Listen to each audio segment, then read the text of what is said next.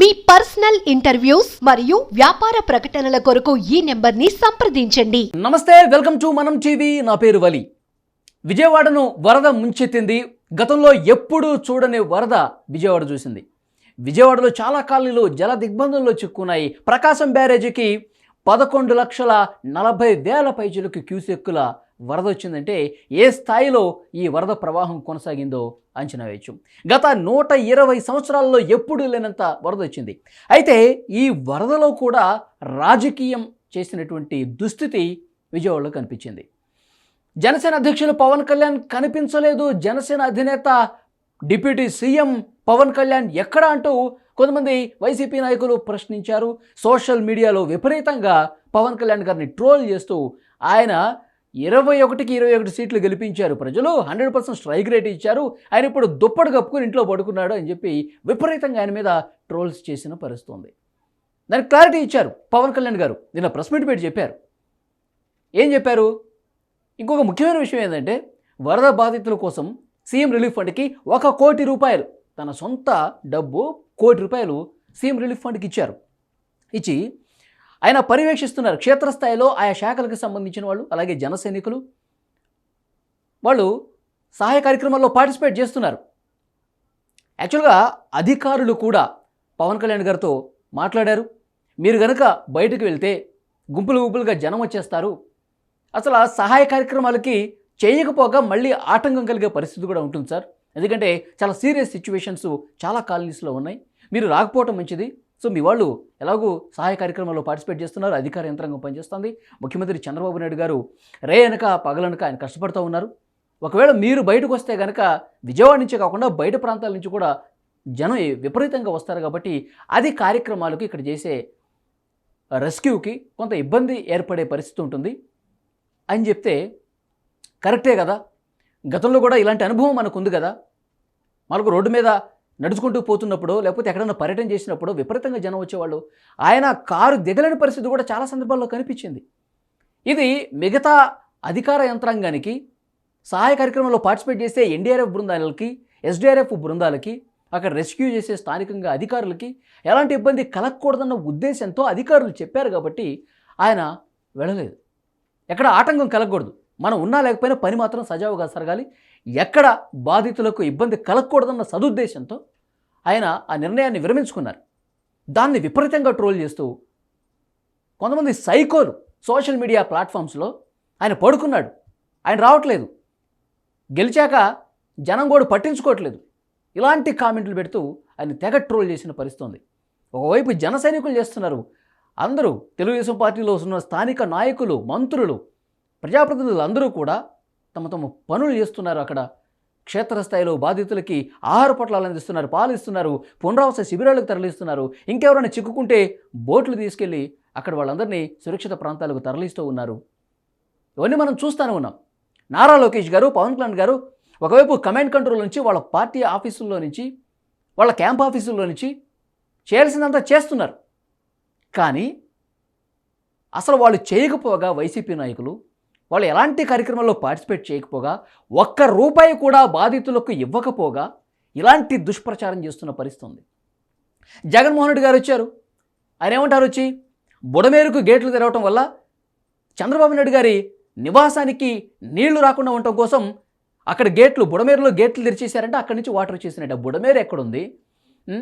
తర్వాత చంద్రబాబు నాయుడు గారి నివాసం ఎక్కడుంది? జగన్మోహన్ రెడ్డి గారు ఏం మాట్లాడతారండి? కనీసం అవగాహన లేకుండా ఆయన మాట్లాడిన పరిస్థితి. ప్రస్తుతం దీని మీద విపరీతంగా ట్రోల్స్ జరుగుతున్నాయి. ఆయనకి సబ్జెక్ట్ లేదు. ఇక్కడ క్లియర్గా కనిపిస్తుంది బుడమేరుకి గేట్లు ఎత్తేయడం వల్ల అంట. యాక్చువల్గా బుడమేరు పొంగి ప్రవహించింది, అది వాస్తవమే. కానీ దాని నుంచి వాటర్ మళ్లించారంటాం ఎంత పచ్చి అబద్ధం, ఎంత అసత్యం మాట్లాడుతున్నారు జగన్మోహన్ రెడ్డి గారు. మీరు ముఖ్యమంత్రిగా ఉన్నప్పుడు బుడమేరు లాంటి కాలువల్ని, అలాంటి వాగుల్ని సరిగ్గా పట్టించుకోకపోవటం వల్లే ఇలాంటి దుస్థితి వచ్చిందని చెప్పి రిపోర్ట్స్ కనిపిస్తున్నాయి. మీరు ముఖ్యమంత్రిగా ఉన్నప్పుడు నీటిపారుదల శాఖను కనీసం పట్టించుకోలేదు. మీరు ముఖ్యమంత్రిగా ఉన్నప్పుడు అక్కడ సరైన కాలువల పూడికి తీతలు చేయకపోవటం వల్ల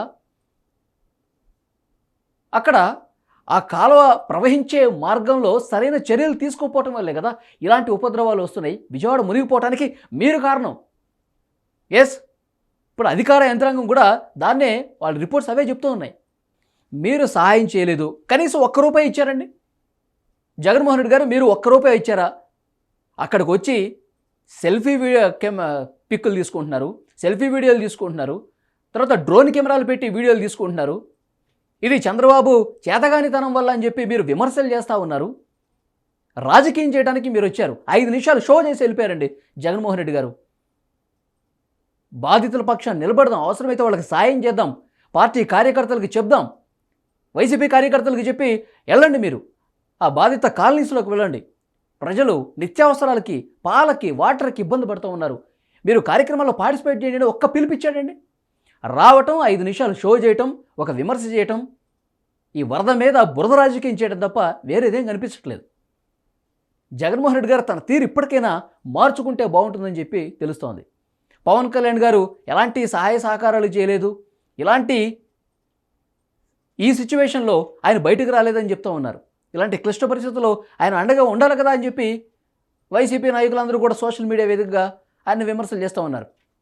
ఒక విషయం చెప్తున్నాను, పవన్ కళ్యాణ్ గారు గెలిచినా ఓడిపోయినా, ఆయన పదవిలో ఉన్నా లేకపోయినా, ఆయనకిచ్చిన ఒక్క సీటు కూడా మీరు లాగేసుకున్నా ఆయన ఎప్పుడు ప్రజలతోనే ఉన్నాడండి. అధికారం ఉన్నా లేకపోయినా ప్రజలతోనే ఉన్నాడు. ప్రజలు ఆయన్ని గెలిపించకపోయినా ప్రజలతోనే ఉన్నాడు. ఇది వాస్తవం కాదా? ఉద్దానం కిడ్నీ బాధితుల కోసం ఎంత చేశారు ఆయన? ఇప్పుడు ఆయనకు అధికారం ఉందా? పవన్ కళ్యాణ్ గారు కౌలు రైతులు ఇబ్బంది పడతా ఉంటే తాను సంపాదించిన, తన కష్టపడి సినిమాలు తీసుకుని వచ్చినటువంటి సొమ్ముతో, ఆ డబ్బుతో ఆయన కౌలు రైతులను ఆదుకున్నాడు కదా. ఇదందరికీ జనానికి తెలుసు. ఇవన్నీ ఆయన కష్టపడి సంపాదించిన డబ్బుని బాధిత ప్రజలకి పంచాడండి పవన్ కళ్యాణ్ గారు. ఆయన మీద ట్రోల్స్ చేసే అసలు ఆ అర్హత ఉందా మీకు? ఇప్పటికైనా ఈ రాజకీయాలన్నీ బంద్ చేయండి. మీరు ₹1 ఇవ్వకపోగా 5 నిమిషాలు షో చేసి ఈ వరద మాటున రాజకీయం చేద్దామని చెప్పి మీరు అనుకుంటే ప్రజలు అన్నీ గమనిస్తూనే ఉన్నారు. ప్రజలు మీకు మీ పరిస్థితి ఏంటో తెలుసు కాబట్టి 11 స్థానాలకు పరిమితం చేశారు. ఆ 11లో ఇంతకుముందు 151లో మధ్యలో 5 తీసేశారు, 11 మిగిలింది. మీ రాజకీయాలు ఇలాగే ఉంటే ఆ 11లో 1 తీసేస్తారు. మళ్ళీ జగన్మోహన్ రెడ్డి గారు ఆ 1 మీదే కాదనేది కూడా చెక్ చేసుకోవాలి మీరు. ఆ పరిస్థితి ఉండొచ్చు. సో ఇప్పటికైనా మీ బుద్ధి మార్చుకొని ఇప్పటికైనా ప్రజల పక్షాన్ని నిలబడండి. బాధిత కాలనీస్ ఏవైతే ఇబ్బంది పడుతున్నాయో బాధిత ప్రజలు, ఆ బాధిత కుటుంబాల వైపు నిలబడండి. వీలైతే సాయం చేయండి, రాజకీయం చేయొద్దు. పవన్ కళ్యాణ్ గారు ఆయన ఇప్పటికిప్పుడు నిరూపించుకోవాల్సిన అవసరం లేదు. ఆయన ప్రజల పక్షాన ఉన్నాడా, ఆయన పని చేస్తున్నాడా లేదా అని. ఆయనకు అధికారం ఉన్నా లేకపోయినా ఎంత పని చేశాడో మనం అందరం చూసాం.